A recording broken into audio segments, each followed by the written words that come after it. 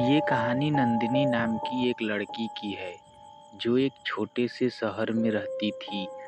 उसे पुरानी और डरावनी जगहों पर जाना बहुत पसंद था। एक दिन उसे एक पुरानी डायरी मिली जिसमें लिखा था, जंगल के उस पार एक बंगला है जहाँ रात के तीसरे पहर एक लड़की की हंसी सुनाई देती है, लेकिन वह लड़की कोई इंसान नहीं है। नंदिनी को यह पढ़कर बहुत उत्सुकता हुई। वह उस बंगले को देखने का फैसला कर बैठी। अगली सुबह वह अकेले ही जंगल की तरफ निकल गई। जैसे जैसे वह अंदर जाती गई, पेड़ घने और आवाजें डरावनी होती गई। अचानक हवा में औरत की आवाज गूंजने लगी, एकदम धीमी गति से। और जैसे ही वह जंगल के बीच पहुंची, एक पुराना टूटा फूटा बंगला नजर आया।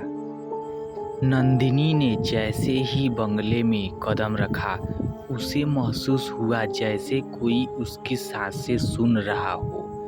अंदर अजीब सी ठंडक थी। दीवारों पर पुराने खून के धब्बे थे और एक शीशा दीवार पर टंगा था जिसमें नंदिनी की परछाई नहीं थी। वो डर गई, पर फिर भी एक कमरे की ओर बढ़ी। कमरे में एक पुरानी गुड़िया पड़ी थी जो खुद ब खुद हिल रही थी।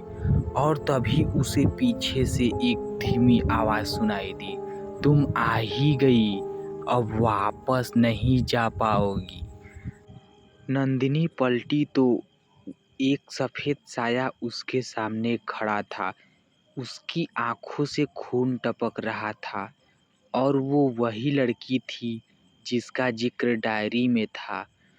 वो लड़की कोई इंसान नहीं थी बल्कि एक आत्मा थी जिसे 100 साल पहले इसी बंगले में जिंदा जला दिया गया था।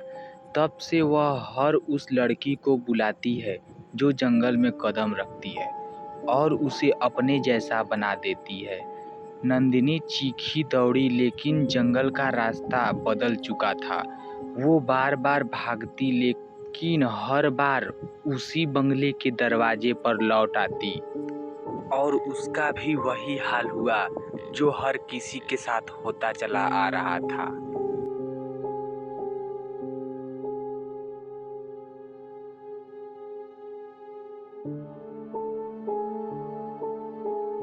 और लोग कहते हैं आज भी अगर कोई लड़की उस जंगल में जाती है तो उसकी आवाज़ नहीं आती, बस एक धीमी हंसी सुनाई देती है और बंगले की एक खिड़की से एक नई परछाई झांकने लगती है।